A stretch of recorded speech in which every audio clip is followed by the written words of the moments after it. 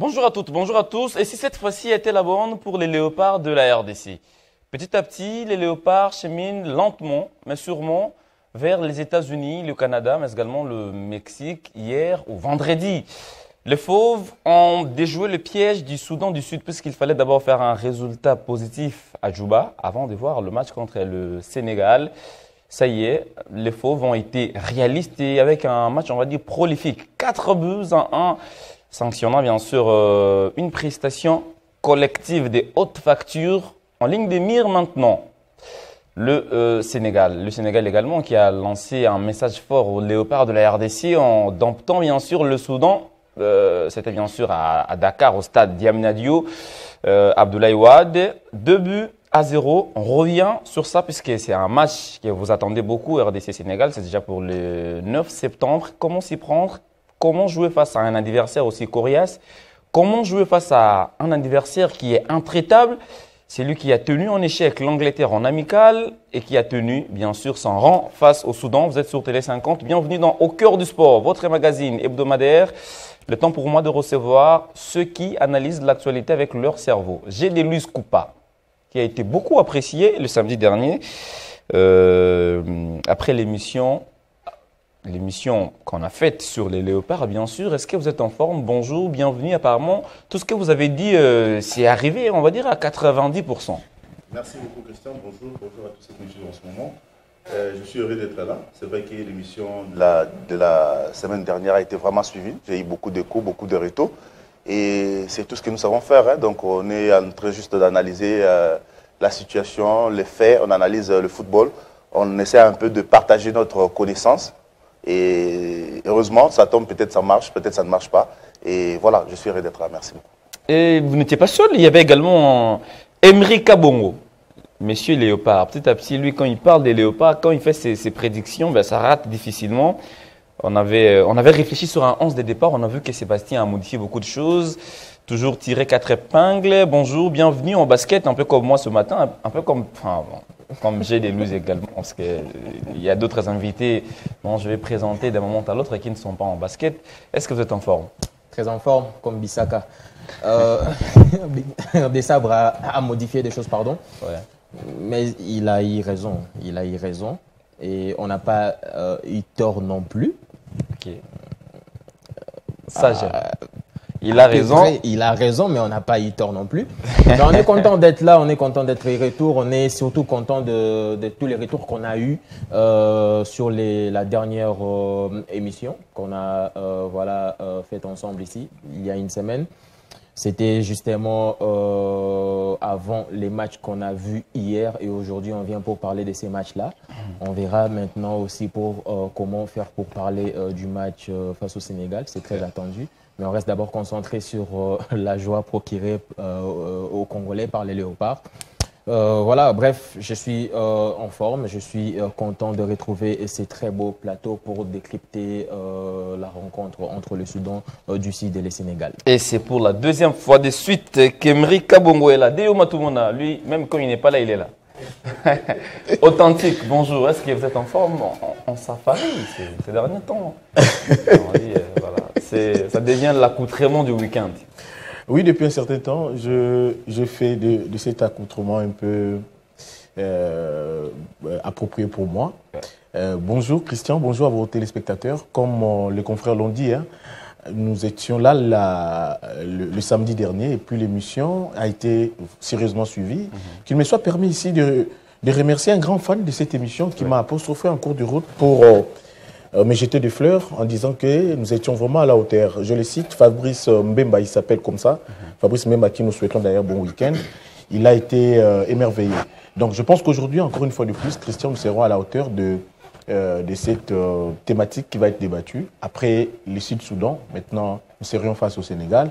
Il y a des choses à se dire. Allez, quand vous parlez de Fabrice Mbemba, ça me rappelle, c'est lui qui dit Kankou cite souvent, hein, le major Pape Mamboleo, malheureusement, il dit Kankou qui revient, qui était l'invité de la CAF, on va dire l'invité spécial de la CAF, lui qui devait bien sûr suivre, bien évidemment, et couvrir la finale du CHAN. Il se repose un tout petit peu, il devait être avec nous. Il sera là peut-être la semaine prochaine. Le temps de recevoir celui qui a accompagné tantôt l'équipe à Djouba. Est-ce que vous avez passé des bons moments à Djouba? Journaliste et maître. Merci pour qui aime aussi l'équipe nationale. J'espère que vous êtes rentré cette nuit, mais très tôt, vous êtes là déjà pour, bien évidemment, nous parler un peu de ce que nous, on n'a pas vu à la télé. Oui, hein, parce que répondre à une invitation, c'est une responsabilité. Et parce que vous avez pensé à moi, même si on est rentré tard la nuit, voilà, pour qu'on parle, pour qu'on décortique l'actualité au-delà de ce qu'on a tous vu sur terrain et ceux qui étaient sur place à Djouba et ceux qui ont suivi à travers des postes téléviseurs.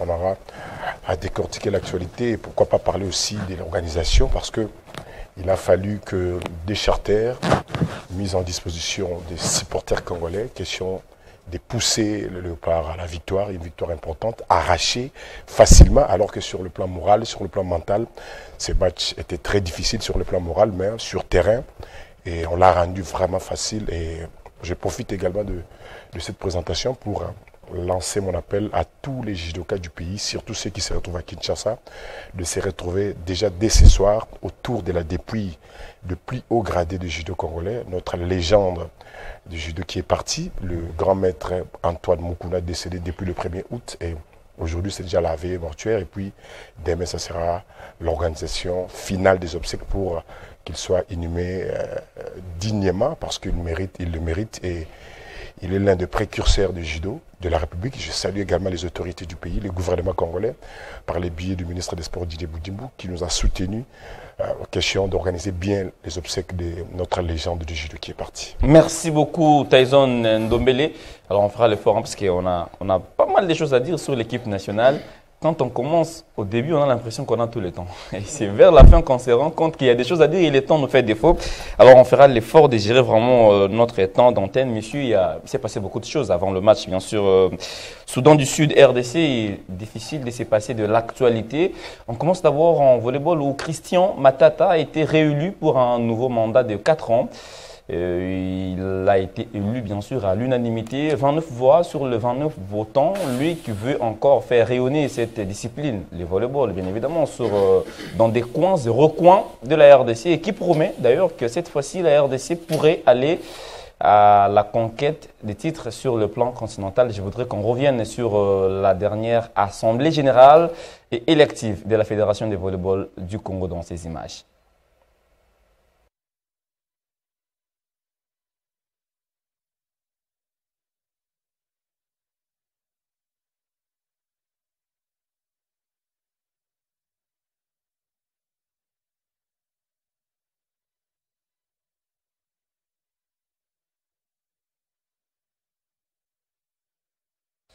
Et voilà, alors on l'écoutera peut-être d'un moment à l'autre. Il est temps aussi de revenir sur cette réunion de l'association des dirigeants de clubs de la RDC qui exige bien sûr ou qui demande à la FIFA et à la CAF de pouvoir revoir leurs décisions, celle de toujours reporter les élections au niveau, ou d'annuler les élections au niveau des ligues provinciales, au niveau des cercles, mais également au niveau des ententes, alors que celles-ci, ces élections étaient déjà organisées et il n'est resté que l'organisation des élections au niveau des ligues nationales, mais également au niveau de la FECOFA.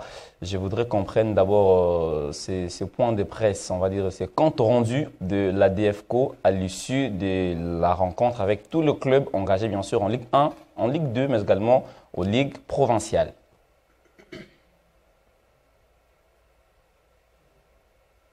C'est un réveil tardif qui vaut son pesant d'or. Devant la presse, l'association des dirigeants de clubs du Congo vient exprimer son ras-le-bol sur la situation générale du football en RDC. Il est grand temps que nous nous mettons tous debout pour effectivement montrer au niveau des autorités de la FIFA et CAF, parce que nous pensons qu'il y a quelqu'un qui est en train de manœuvrer, qui est en train de donner des fausses informations pour que le Congo ne retrouve pas son développement dans le football.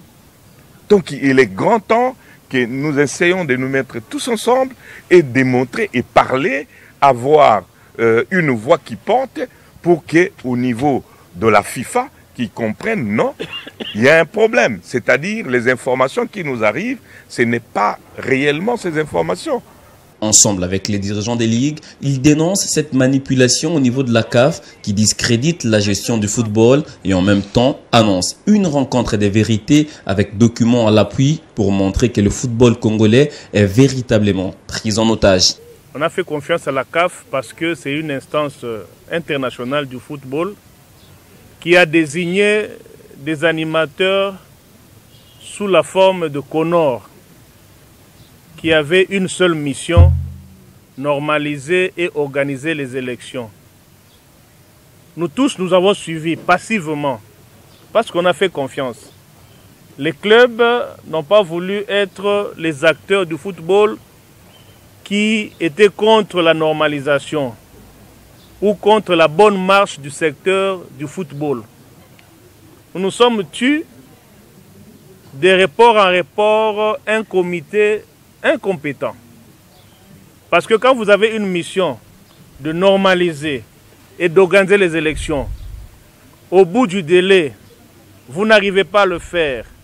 On prolonge le mandat, on reprolonge encore. C'est-à-dire, on fait perdurer l'incompétence. Avant le Conor, je ne pense pas qu'on ait connu des situations pareilles. S'agissant des interclubs de la CAF, l'imbroglio créé n'est qu'une conséquence. Le mal est plus profond et il est temps de prendre les choses en main. Le rendez-vous est donc pris ce jeudi à 12 h au stade de Martyr pour une journée de réflexion qui aboutira à une mise au point. Dans le même ordre d'idées, à Lubumbashi, le FC Saint-Éloi Lupopo dit également non à toutes les manœuvres qui se font à gauche et à droite pour que les cheminots perdent bien sûr leur place africaine. Vous voyez plutôt en image la mobilisation des Viettes, bien sûr, dans la capitale, qui préfèrent pour bien évidemment hausser le ton contre toutes ces manœuvres qu'ils qualifient de dilatoires.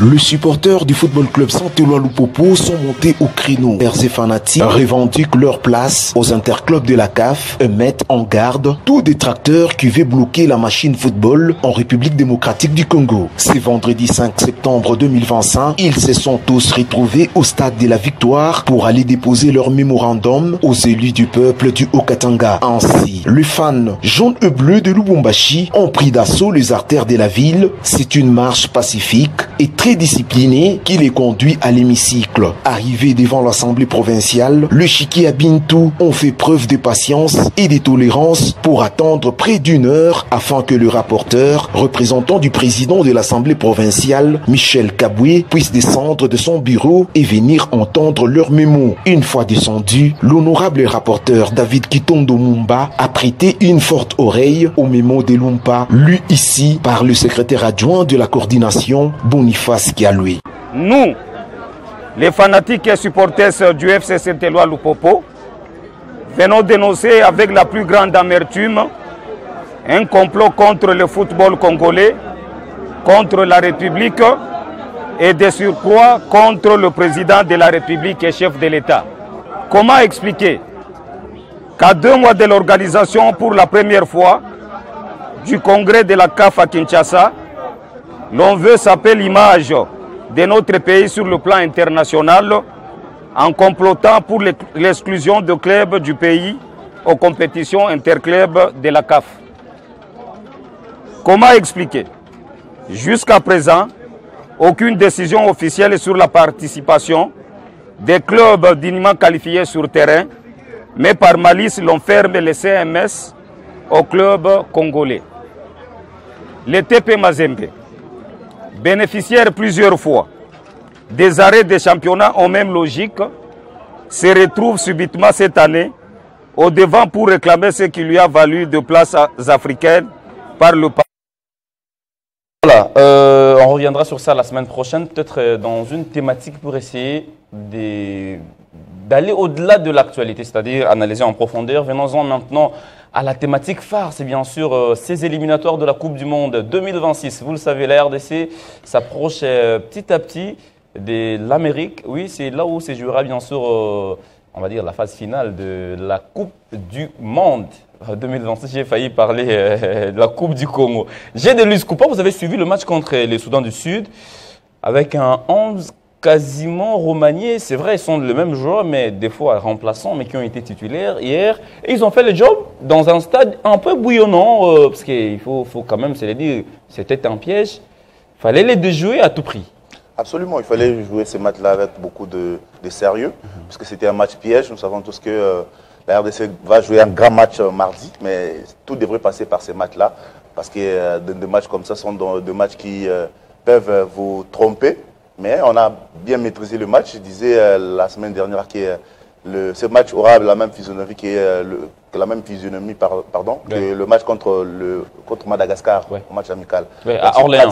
C'est pratiquement la même image qu'a présenté Sébastien Desabre avec pratiquement le même joueur, même si contre Madagascar c'était un 3-5-2. Hier il a joué avec un 4-3-3 classique, avec des joueurs qui avaient composé déjà lors du match contre Madagascar. Nous avons vu comme Mboko qui n'est pas souvent titulaire, mais qui est titularisé dans des matchs pareils. Il s'exprime tellement bien, sa connexion avec Wissa et les autres.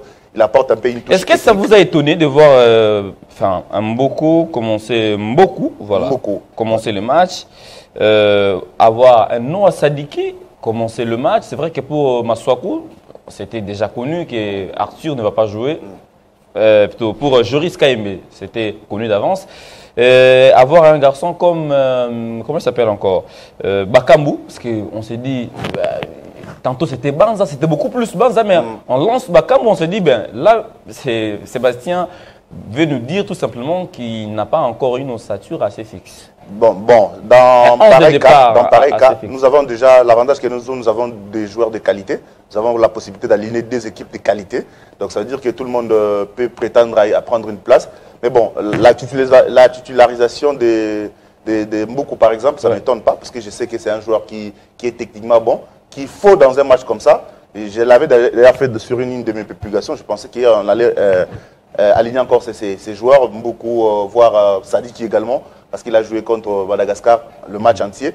Hier, ça s'est encore confirmé, puisque nous avons joué une équipe qui n'était pas vraiment à la hauteur, disons ça comme ça, parce qu'ils étaient faibles. Mais après, nous avons joué contre beaucoup d'équipes qui étaient faibles, on n'a pas pu marquer beaucoup de buts comme ça. Donc ça veut dire que le secteur de l'attaque qui ne fonctionnait vraiment pas par le passé commence vraiment à carburer, puisqu'on commence à marquer des buts, 3 buts contre Madagascar, 4 buts contre le Soudan du Sud.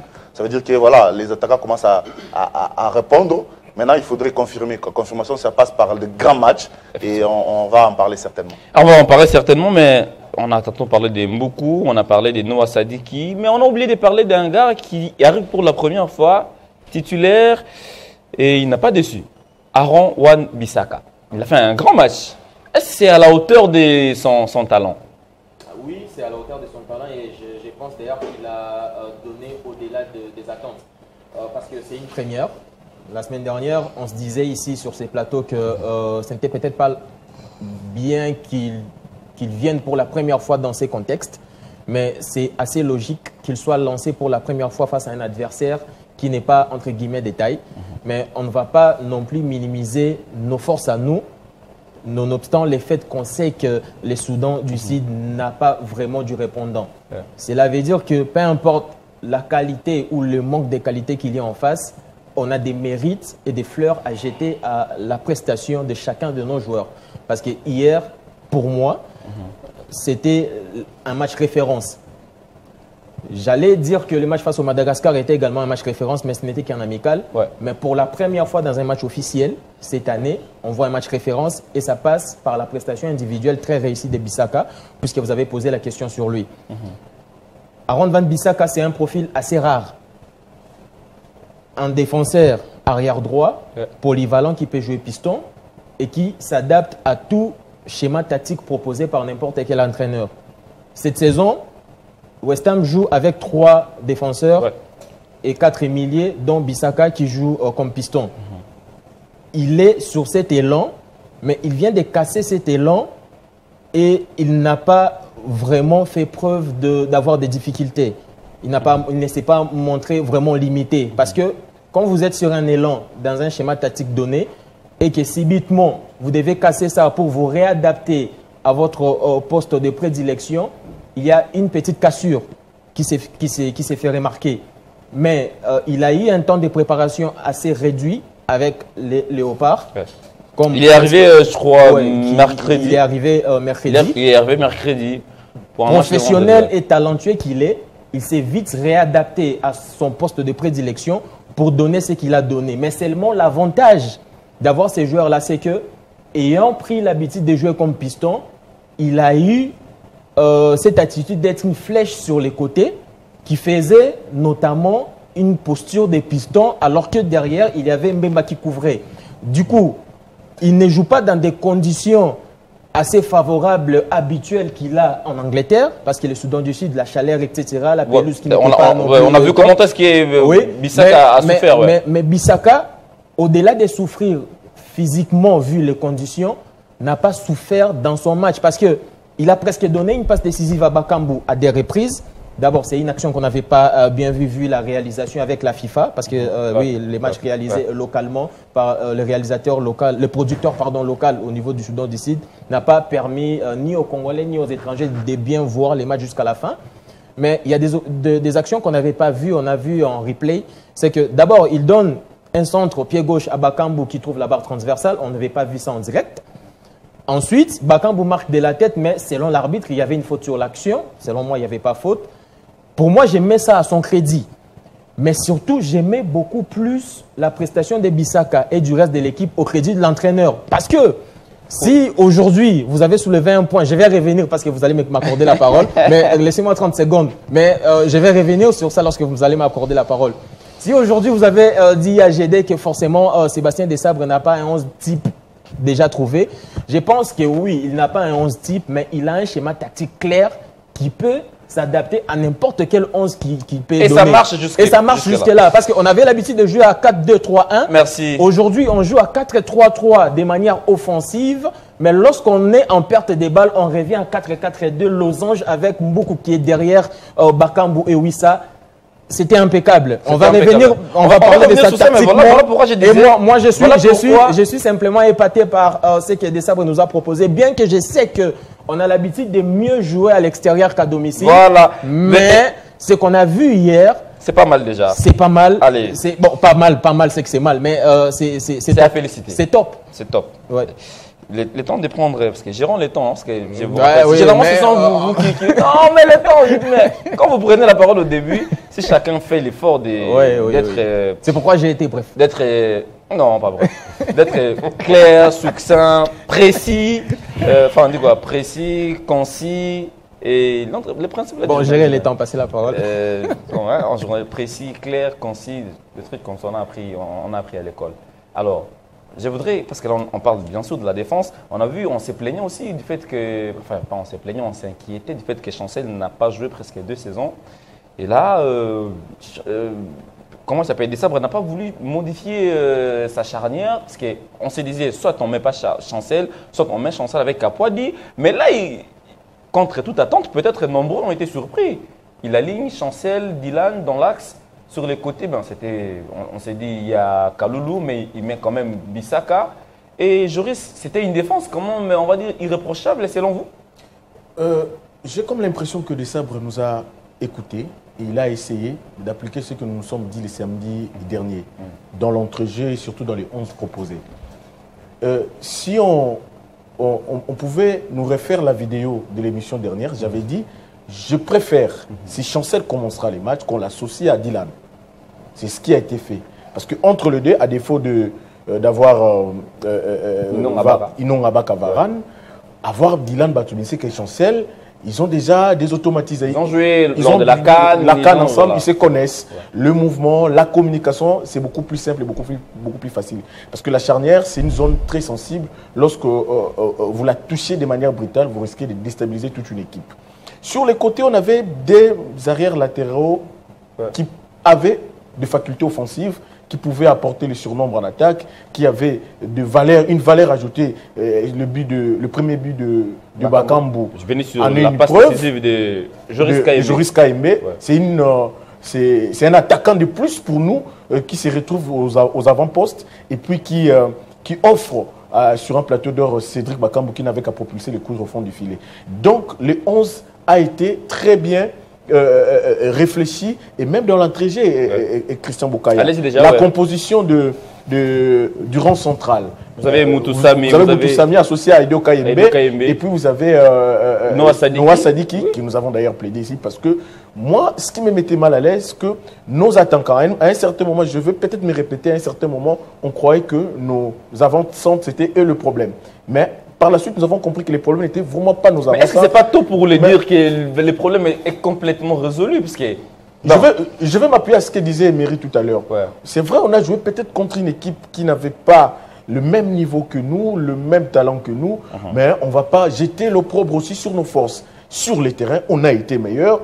Et c'est Soudan d'ici nous a posé pas mal de problèmes aussi. On a gagné certes, mais c'était étriqué, c'était très resserré. Mais à l'extérieur du pays, on a vu un autre visage. Personnellement, j'ai été vraiment éberlué de voir les Léopards. Non seulement parce qu'on a fait des matchs ici où on gagnait sans convaincre dans le contenu technique, mais là on gagne et on convainc et puis on arrive quand même à contenir notre adversaire et à les gérer des bout en bout. Il était, je veux dire, il était maîtrisable. Alors là, ça vient faire quoi?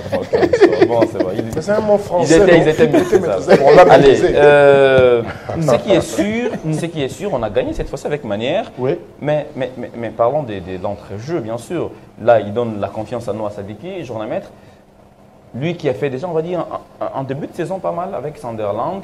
Il joue, il est titulaire, on le voit et Sébastien n'a pas voulu se fourvoyer. Il dit, je prends les jeunes, il n'a pas vu l'âge. D'ailleurs, je me suis dit, quand j'ai vu Noah Sadiki, j'ai vu Edo Kayembe, j'ai vu Moutoussamy, je me suis dit, il veut modifier cette équipe. Enfin, il a modifié ses 11 de départ pour qu'en deuxième période, qu'il puisse apporter un peu du jus. Mais on a vu que c'est vraiment ce trio qui a joué presque toute la rencontre, bien qu'Edo était sorti à un moment. Bref, Sébastien ne cesse de nous surprendre. Bon, en fait, c'est ça son travail. C'est ça son travail. Le travail d'entraîneur, c'est un travail des risques, des hauts risques. Parce qu'on était devant un match très important où on avait besoin rien que de victoires. Quelle que soit la manière. On l'a fait de très belle manière. Et à son côté, il avait aussi des choses à faire. Donc, il devrait quand même continuer à s'assurer des pions qu'il a. Surtout qu'un bon nombre de joueurs ont bien débuté cette saison en club. Et il fallait quand même les donner le temps de jeu, le fait de comprendre. Parce après ce match, il y a également un match important qui sera très compliqué sur terrain par rapport au niveau des deux équipes. Et donc, il fallait quand même trouver la possibilité de créer une aération au milieu du terrain. Et là, il a fait de très belle manière. On a vu comment Noah Sadiki était pratiquement l'animateur de jeu. Lorsqu'il y avait quand même un moment de perte d'énergie, c'était Nathanaël Mboukou qui jouait ses rôles, surtout le positionnement de Nathanaël Mboukou m'a rappelé comment, lorsque le feu Bibé Moutombo, comment il positionnait Matoumou Roum à peine arrivé dans un club, lui qui trouvait Matoumou Roum comme milieu de terrain 8, qu'on plaçait au centre du jeu, au cœur du jeu, et il a positionné de côté, donc comme excentré côté droit, et à chaque fois que le club avait ballon, Matoumou Roum était obligé de revenir au milieu pour organiser le jeu, pour donner les go, et c'est ce qui a été fait hier avec Nathanaël Mboukou. Vraiment, coup de chapeau à Sébastien Desabre parce que c'est son travail, c'est le travail de haut risque. Et au-delà de tout ce qu'on peut dire, on peut analyser, on peut proposer, c'est lui le patron, c'est lui qui a la maîtrise totale de son effectif. Il sait qui placer à quel moment et ça produit des résultats. Surtout, j'ai encore revu Cédric Bakam que j'avais vu. On va parler de lui, on va parler de Cédric, mais je voudrais revenir à Emery. On a vu quand même le rôle qu'a joué Noah Sadiki. Est-ce que personnellement ça vous a surpris de voir quand même ce jeune homme avec un volume de jeu, on va dire, très remarquable? Il était pratiquement, pas sur toutes les balles, mais il était présent dans l'organisation du jeu. Est-ce que ça vous a étonné, ça vous a surpris en quelque sorte? Non, l'omniprésence en fait de Sadiki sur une pelouse n'est plus à présenter. Ça ne surprend plus parce qu'à Sunderland, c'est lui les GOAT. Selon les supporters. Moi, je lis sur X tout ce qui s'écrit, etc. Mais après, il y a cette titularisation qui peut-être surprend des gens, mais on est dans les contextes où il y a beaucoup de facteurs qui entrent en jeu. On a un Piquel qui a l'habitude de partager ses mêlées avec Moutoussamy, mais Piquel, on connaît les contextes. Ça fait un moment qu'il n'a pas joué. Il doit retrouver les rythmes, etc. Et surtout, il a changé des championnats. Ouais, il a changé des championnats. Alors qu'on a un Sadiki qui est en plein régime, qui enchaîne des matchs avec Sunderland où il est titulaire indiscutable et où il fait déjà chaque semaine depuis le retour de championnat et même lors de la pré-saison, c'est qu'il nous a produit hier. Donc, il est juste naturellement en train de faire ce qu'il sait faire le mieux. Donc, distribuer des ballons. Il a un sens élevé voilà, de prendre de la prise d'information. Je ne dirais pas que c'est comme Messi qui regarde une fois, il prend 5 informations. Mais lui, lorsqu'il regarde, il prend une information, il sait déjà voir une autre information à côté. Pour lui prendre la balle, il faut commettre une faute.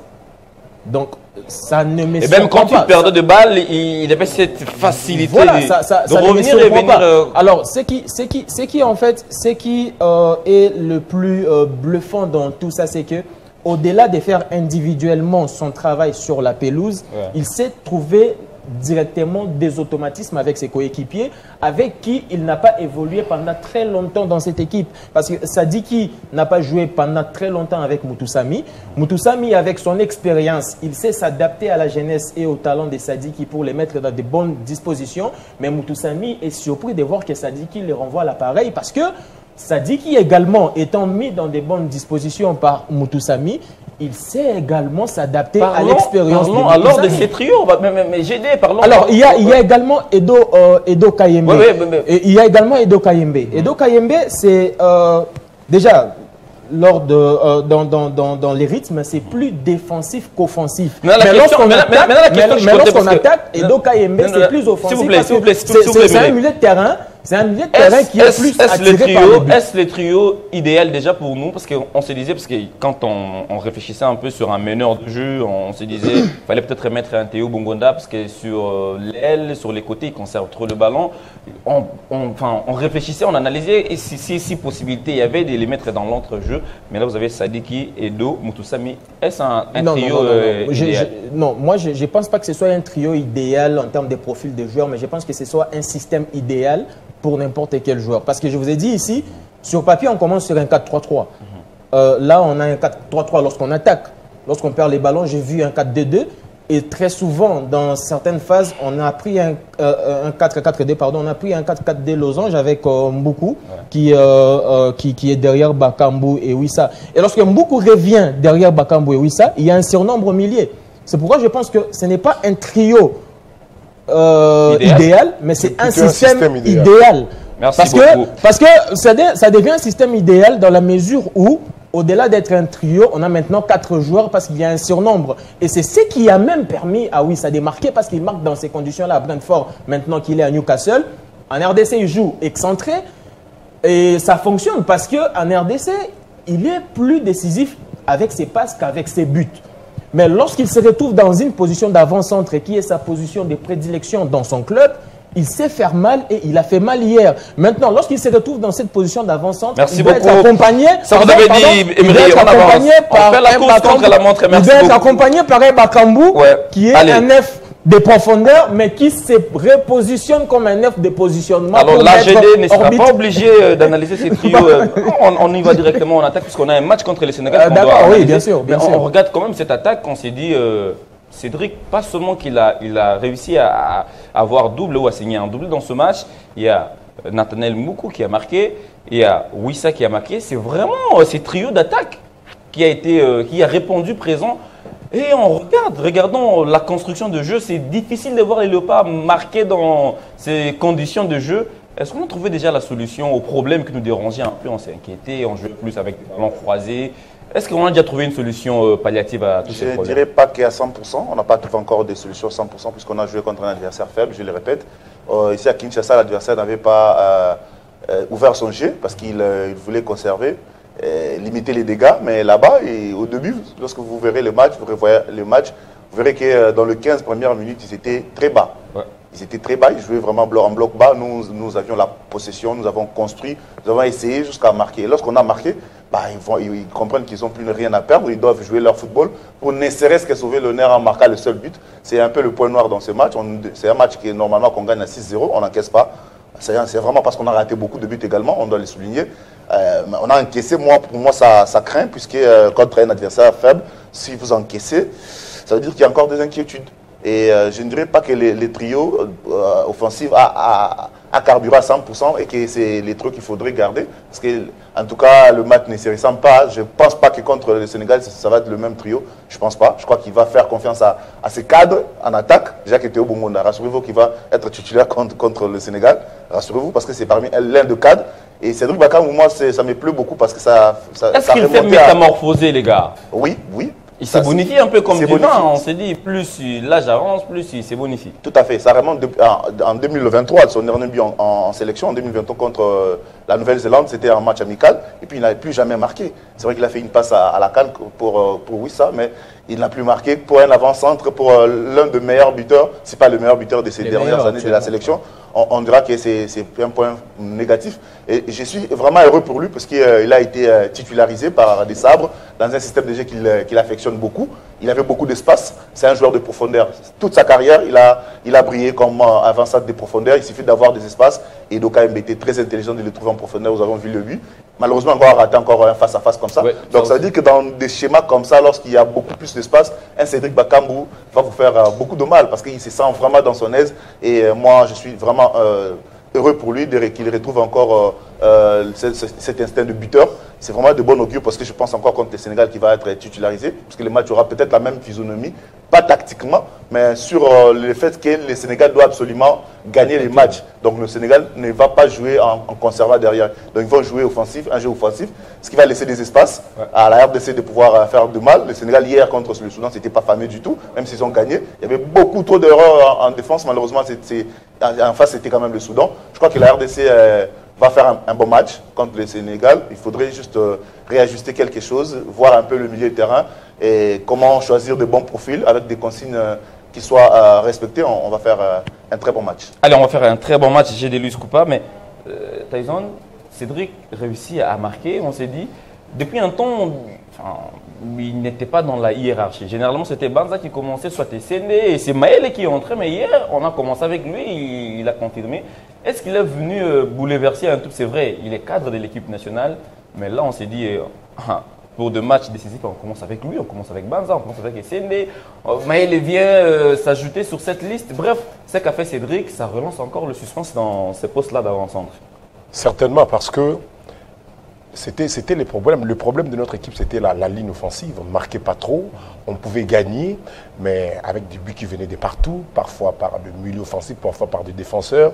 C'est-à-dire on gagnait sans pour autant voir nos attaquants marquer. C'était vraiment déplorable. Et aujourd'hui, si Cédric Bakambu fait l'effort de nous confirmer qu'il est l'un des cadres de cette sélection, et c'est très bien parce que ça met non seulement les Congolais en confiance, ça lui met personnellement également en confiance parce que j'ai de là bien dit, ça c'est Cédric Bakambu que nous avons connu.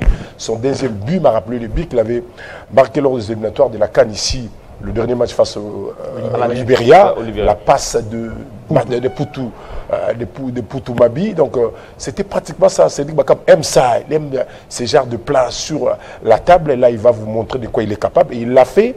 Et malheureusement, il avait encore raté l'occasion de tripler parce que sur le plan mental, avec cette occasion, il n'était plus sur terrain. Il devrait se reposer. Il avait raté cela et l'entraîneur avait juste de reposer. Ce qui arrive aujourd'hui en termes de concurrence, c'est bon parce que la meilleure équipe nationale, c'est cette équipe qui a un grand nombre de joueurs qui évoluent dans des grands championnats au monde.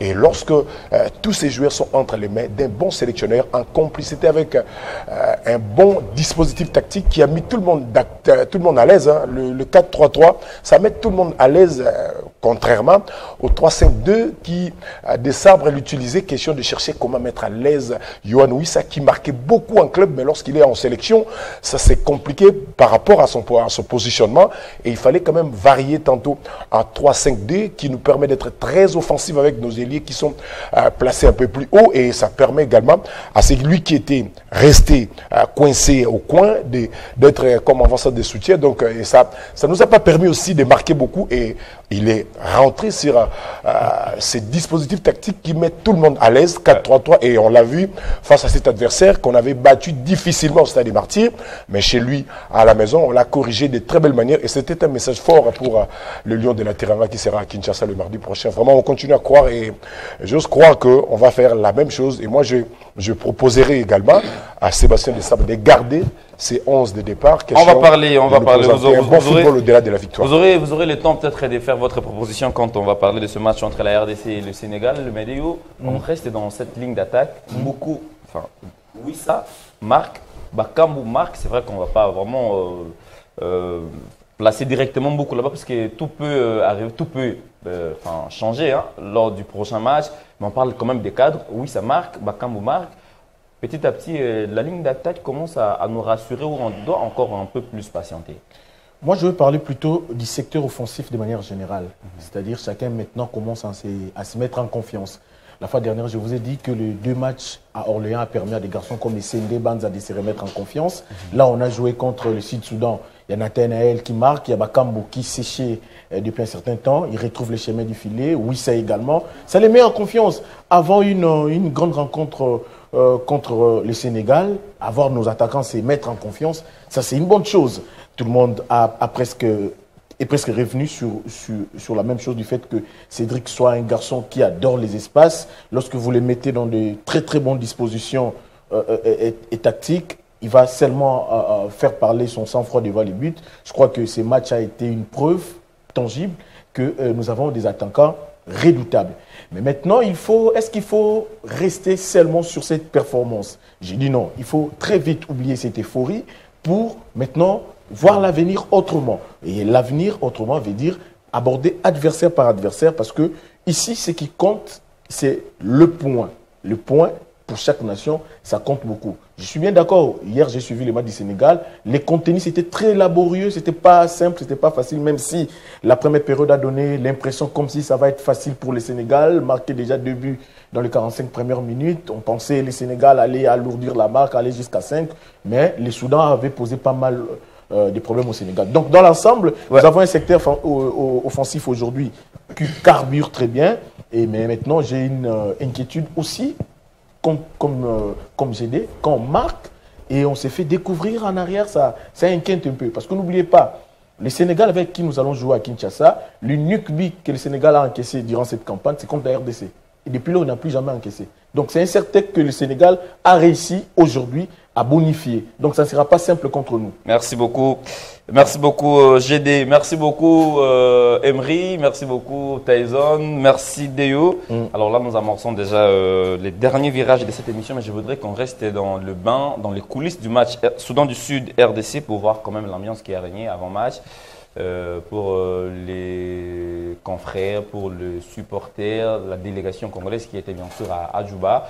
Des Congolais qui vivent là-bas, qui étaient très contents de revoir ou de voir de près leurs stars. Ils les ont ovationnés. Suivez en image, ça a été l'avant-match ou l'ambiance d'avant-match Soudan du Sud, RDC.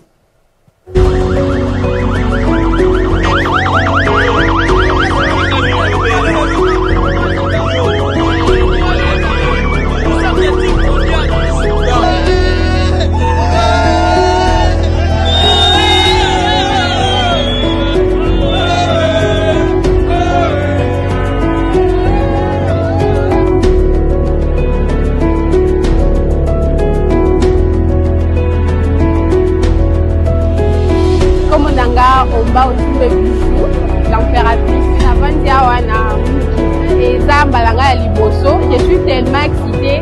On a évité ça dans le c'est que moi j'essaie de gagner en fait. Moi, 4 vies vraiment, je suis tellement heureuse d'avoir une famille Nanga. Ça fait vraiment longtemps, on a la télévision et tout. Aujourd'hui, c'est encore plaisir, il y a un bango à live.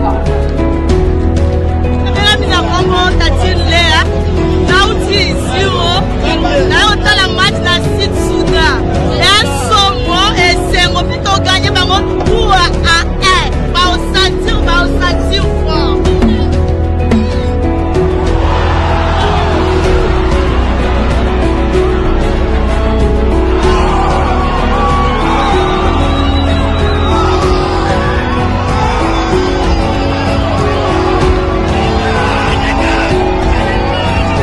Très ravis parce que nous avons la victoire. Notre équipe, les Léopards, vient de gagner le Soudan d'ici, vient de marquer 4 buts à 1 but. Donc, victoire pour toujours à la République démocratique du Congo. Allez, on va prendre la dernière vidéo avant de relancer bien évidemment le débat sur le match RDC-Sénégal. On reste d'abord dans le bain, bien sûr, de cette victoire, parce que ça a été une victoire, on va dire, très capitale pour la RDC, puisqu'un nul allait peut-être chambouler les calculs après la victoire du Sénégal. Alors là, on va aller très vite dans le vestiaire, voir l'ambiance qu'il y avait dans le vestiaire et surtout ces mots d'encouragement du patron des sports de la RDC, le ministre des Sports et Loisirs, Didier Boudimbo, qui est parti encourager le joueur, leur rappeler que la mission continue, et ils le savent d'ailleurs, le joueur aussi. Suivez plutôt ce qu'a été ces moments d'encouragement dans les vestiaires du stade international de Djouba. Vous avez été magnifique. Je pense qu'on approche vers le but, on approche réellement. Là, on a gagné 4-1. Je multiplie sur ça, on peut faire 3-0, 4-0, c'est faisable. Et nous, on met les conditions pour que tout se passe bien.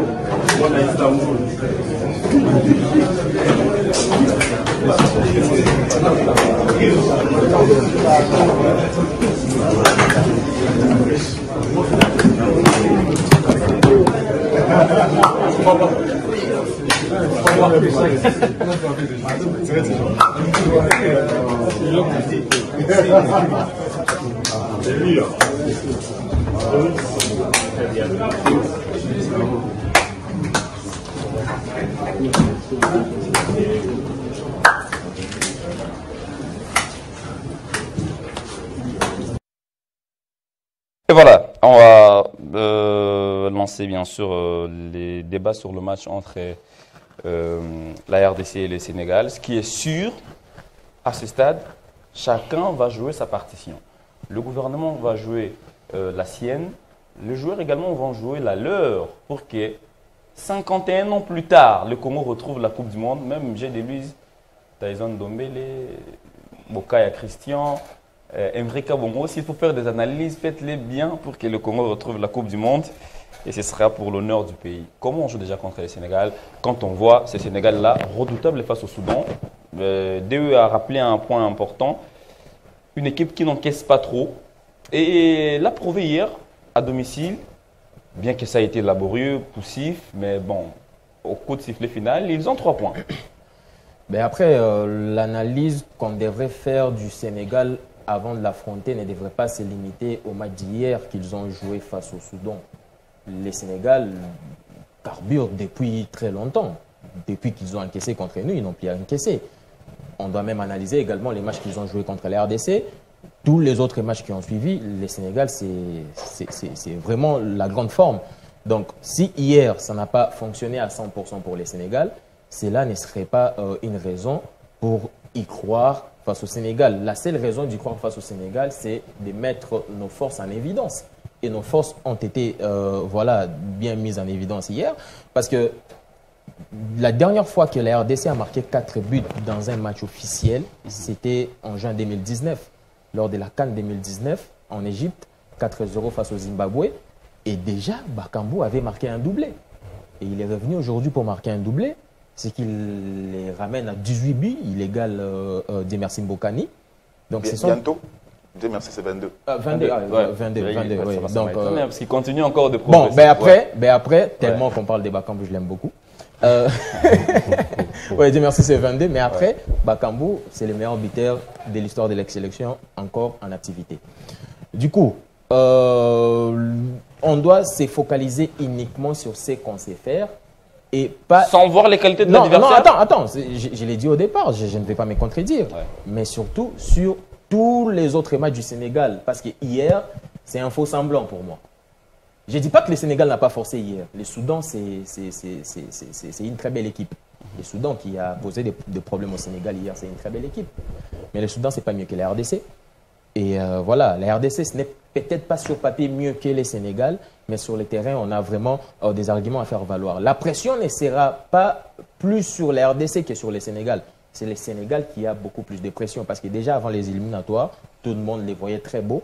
et tout le monde les voyait leaders dans ces classements avant la 8e journée. Aujourd'hui, on a joué la 7e journée face au Soudan du Sud, mais le Sénégal n'est pas leader, c'est la RDC qui est logiquement leader. Ouais. Donc, c'est le Sénégal qui a la pression. Un nul arrangerait plus le RDC que le Sénégal, parce qu'au cas où on a un nul, bah, on y pense déjà? Non, je ne dis pas qu'on va jouer pour un nul. J'ai dit que la pression est sur ça peut arriver, non? Oui, ça peut arriver. Ça fait partie de l'effort. Voilà pourquoi j'ai posé la question. Est-ce qu'on y pense déjà Non, mais après, soyons vrais, on est obligé d'y penser parce qu'on a des options, une victoire ou un nul. Le Sénégal a une seule option, c'est la victoire. Et c'est pourquoi le Sénégal a plus de pression. Ils vont jouer libéré. Et lorsque vous jouez libéré contre Bakambu, vous aurez... Merci beaucoup, Déo. C'est vrai, hein, sur papier, le Sénégal a beaucoup de qualités.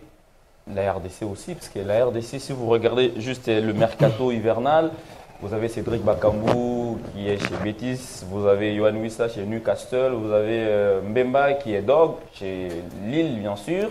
Vous avez Noah Sadiki, Sunderland. Actuellement, vous avez des joueurs congolais qui n'ont pas ces complexes d'infériorité comme ce fut le cas à l'époque. On s'est dit sur papier, ce sera un match intéressant. Un match beau d'ailleurs, que tout amoureux du ballon rond voudrait bien suivre. Un match beau. Je vais commencer mon analyse de cette rencontre par là où j'avais fini lors de ma dernière prise de parole. Ce qui est bien avec le football italien par exemple, c'est qu'ils se disent quand on n'encaisse pas, on ne perd pas. C'est là où on devrait commencer. Contre le Sénégal, qu'on évite d'encaisser. Et Mery l'a rappelé ici, peut-être qu'on n'y pense, peut-être pas. À défaut de gagner, un match nul nous arrangerait. C'est-à-dire, quand on n'encaisse pas, on ne perd pas. Quand vous ne savez pas gagner, un match, il faut savoir non plus le perdre.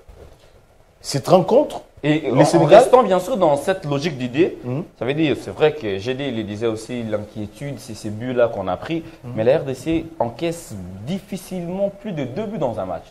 Soit c'est 1-0, donc les Congos n'encaissent pas beaucoup.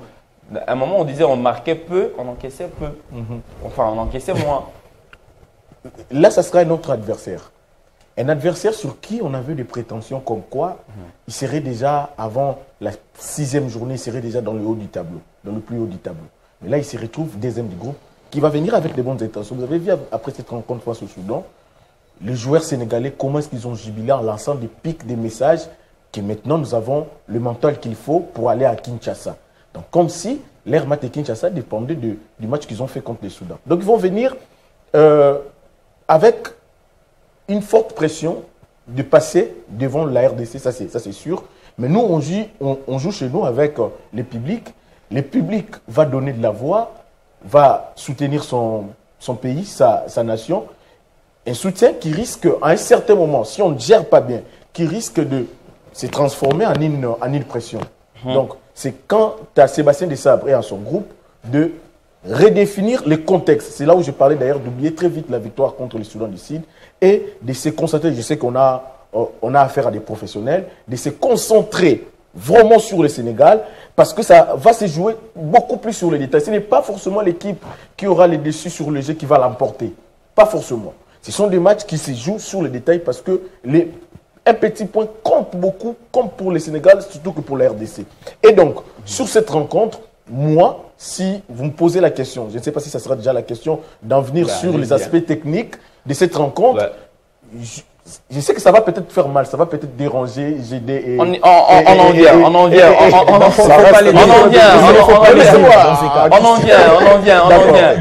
vient. Comment on gère un tel match?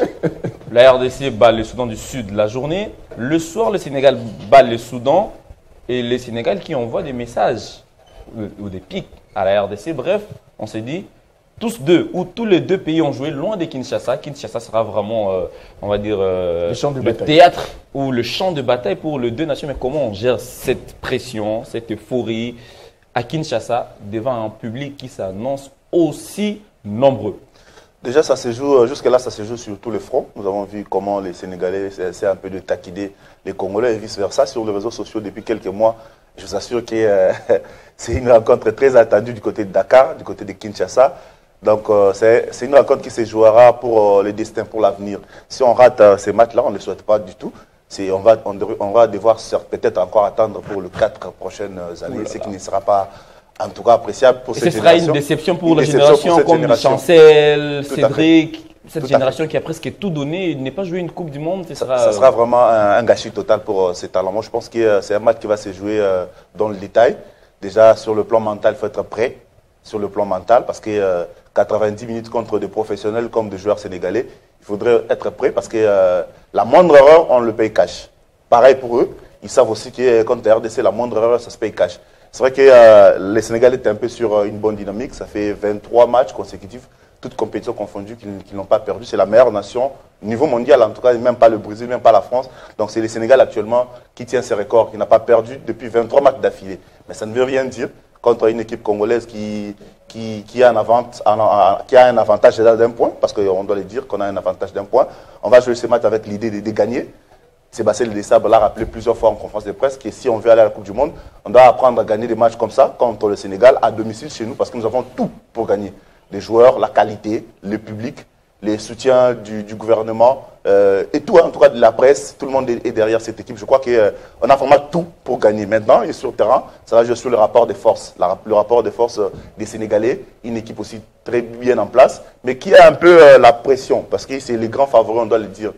Les Sénégalais étaient présentés comme le grand favori de ce groupe, mais jusque-là, à 3 journées de la fin, ils sont pas et puisque vous parlez encore du Sénégal, je voudrais vous rafraîchir un tout petit peu la mémoire avec ces images des Lions du Sénégal qui ont réussi à battre, il y a, je crois, 2 mois, l'Angleterre en amical.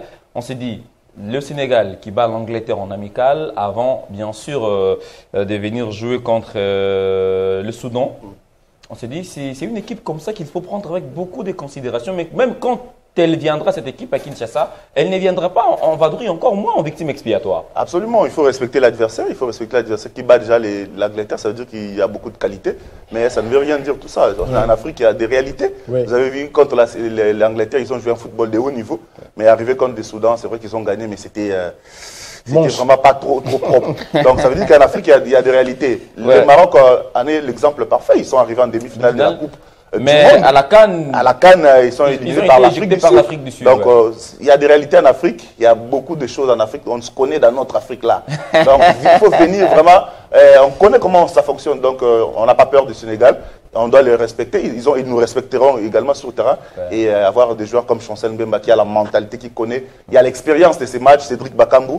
On va espérer vraiment faire un résultat. Si on n'arrive pas à gagner à défaut de match, ce sera avantageux pour nous. Parce qu'un match de football se joue comme ça. On doit prendre tout en compte. Si on n'arrive pas à gagner, on ne perd pas, donc on va toujours rester dans la course. En 10 secondes, ça, il y a un aspect. Non, vous allez parler. On est déjà dans les temps additionnels. Je crois qu'il nous reste 3 minutes de temps additionnels. On vous signale que l'émission est terminée. Tyson n'a pas parlé, je l'ai oublié malheureusement. Pour ce match-là, on s'est dit qu'il y a des pressions de part et d'autre. Mais je pense que contrairement au Sénégal, c'est nous qui allons recevoir un peu plus de pression du public.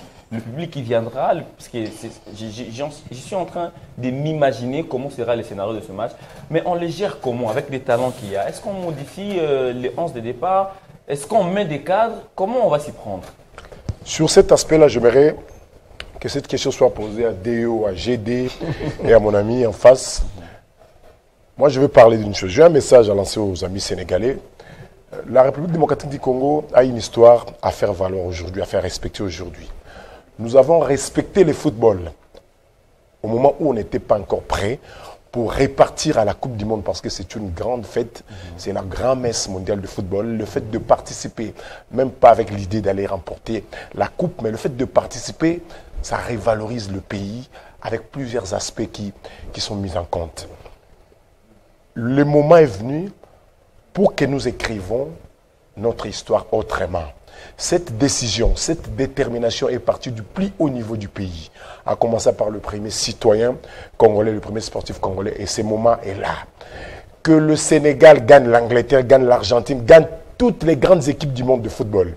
Pour ces mardis, on n'est jure que sur la victoire. Quelle que soit la manière, quels que soient les 11 de départ, quelle que soit la stratégie tactique qui sera mise en place par Sébastien Desabre, qu'on marque peu ou qu'on fasse ce qu'on a fait face au Soudan du Sud. On va gagner ces mardis parce que cette décision est partie du plus haut niveau et le moment est venu pour que l'histoire soit réécrite autrement. Nous sommes quand même un pays qui a connu le meilleur buteur de toutes les éditions de la CAN, le Fendai Mutumbula. Cette histoire doit être révalorisée. Nous sommes le premier pays subsahárien à avoir participé à la Coupe du Monde. Depuis 1974, on n'était plus parti dans cette fête parce qu'on était plus près.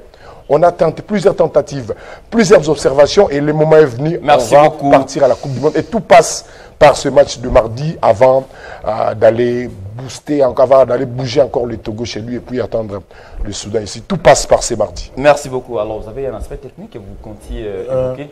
Ce sera quoi? Comment gérer un match comme ça techniquement? On est déjà à la fin de l'émission. C'est là où vous avez souvent l'habitude de dire à vos téléspectateurs que je suis controversé, je nage toujours à contre-courant. Non, allez-y. Hein, parce que c'est ça aussi la beauté de l'émission. Les analyses, on peut toujours avoir des analyses un peu. N'en déplaise peut-être à Emery et à GG. Je connais leur position. Ce sont les confrères. Ouais. J'estime que des matchs comme ça, on ne commence pas avec Bakambu. Ouais. Pourquoi? Parce que Bakambu, c'est un joueur d'espace. Un joueur qui adore les appels dans les interlignes. Ouais. Et dans des matchs comme ça, ça sera trop resserré. Ça ne va pas se jouer en européen. On n'aura pas, avec le rock défensif sénégalais, on ne va pas avoir ce football champagne d'espace. Ça va se jouer plus sur les aspects physiques et surtout les duels entre défenseurs et attaquants. Je souhaite qu'on commence avec Simon Banza. Pourquoi pas SND? Comment? Pourquoi pas Samuel SND?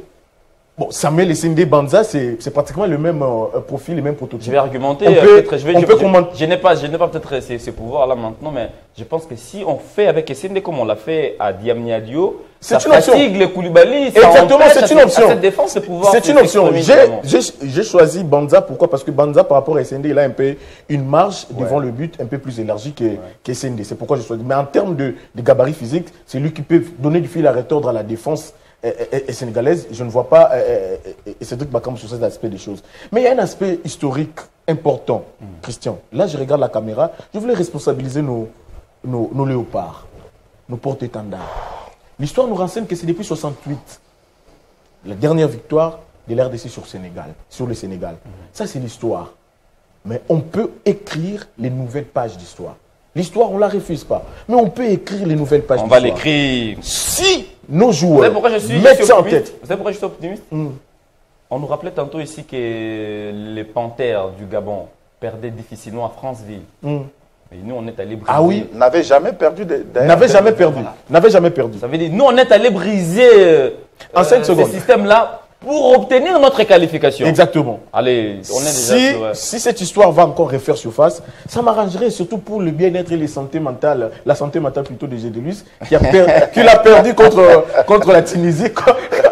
Un match qui a fait un gros amer à GD. Donc voilà un peu ce que j'avais à dire. Merci beaucoup. L'émission est terminée.